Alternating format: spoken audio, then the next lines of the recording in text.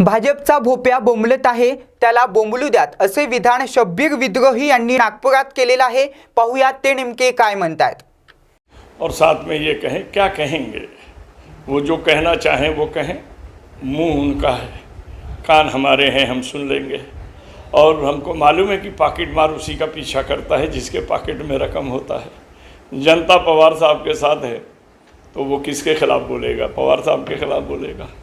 और चूंकि वो भाजपा का भोपा है तो आज भाजपा के सपने को महाराष्ट्र में साकार न होने देने वाले एक व्यक्ति का नाम शरद चंद्र जी पवार है, जो कि उनकी सरकार को असफल कर दिए।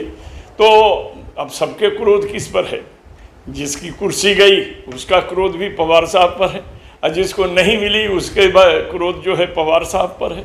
और उनको उसके अलावा एक और बात होता है सामाजिकता में, ठाकुर साहब आप इसको गौर कीजिएगा, बड़ों से टकराओ ताकि हम गिर भी जाएं तो बड़े से टकराए थे। इसलिए ये बड़ों पर उंगली उठाते हैं कि बड़ों के साथ हम भी बड़े हो जाएंगे। लेकिन आपको पता है कि बड़ा विचार बनाता है, संस्कार बनाता है, व्यवहार बनाता है, बड़ा भीड़ नहीं बनाता है। भीड़ में तो तरह तरह के लोग होते हैं भाई। व्यक्तित्व का निखार जो है आदमी के व्यवहार से, संस्कार से, विचार से होता है। और वो राज ठाकरे जी ऐसा है कि इस वक्त किसी और के भोंपा बन करके चल रहे हैं और ये भोंगा के झगड़े को उठा के चल रहे हैं। और भोंगा के बारे में आपको पता है कि सुप्रीम कोर्ट का एक आदेश है, और आदेश है कि 6 बजे सुबह से लेकर रात के 10 बजे तक इतने डीसीएम में बजना चाहिए। भोंगा उतारने का कहीं आदेश नहीं है, बजना चाहिए तो इस वैल्यू में बजना चाहिए, उसका एक मापदंड तय है। अब रह गए ये कि अगर इनको बोलना ही है तो बोलते कि जितने लाउड स्पीकर जहाँ भी हैं, मंदिर, मस्जिद, गिरजा, गुरुद्वारे, जिस जगह पर भी हैं, सब उतार दिए जाएं। ये मुस्लिम को इसलिए टारगेट कर रहे हैं कि इनको आने वाले चुनाव में वोट दिखाई दे रहा है। और भारत की राजनीति मुसलमानों के इर्द गिर्द चल रही है, मुसलमानों के विरोध में सरकार बन रही है और मुसलमानों के खिलाफ भी गोदी मीडिया की आवाज़ चल रही है। तो जब जो चीज़ें जो है, एक बात आप बता दूं, जो चीज़ किसी चीज़ के लिए आकर्षित होने लगती है तो लोग उसी पर हमला करते हैं।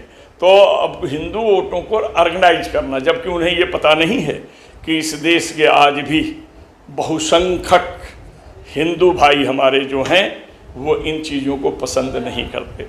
लेकिन बेरोजगारी इतनी बढ़ गई है, बेकारी इतनी बढ़ गई है, नौजवान के पास काम नहीं है तो वो 3 घंटे का मनोरंजन करने के लिए ऐसे नेताओं के मीटिंग में, भीड़ में चले जाते हैं सुनने को, जो मिक्री करते हैं, नकल उतारते हैं, उटपटांग बोलते हैं, ताकि चलो घर बैठे रहेंगे, कम से कम उसको सुनेंगे, मनोरंजन करके चले आएंगे।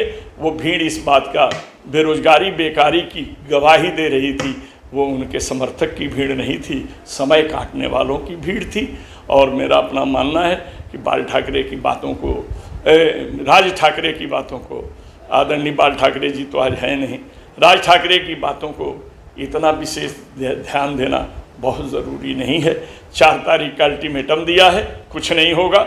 महाराष्ट्र की हमारी पुलिस व्यवस्था और हम लोग खुद इतने सजग हैं कि हम वो गाली भी देंगे तो हम जवाब नहीं देंगे, पुलिस खुद व्यवस्था कर लेगी। क्योंकि उनका पता है कि गाली देते हैं, हम बाहर आते हैं, वो घर में भाग जाते हैं और हमारे लोग गिरफ्तार होते हैं। तो हम भी सतर्कता के अनुकूल काम करेंगे, संविधान के धाराओं को, कानून को अपने हाथ में नहीं लेंगे, कानून अपना काम करेगा, शांति व्यवस्था महाराष्ट्र में स्थापित रहेगा।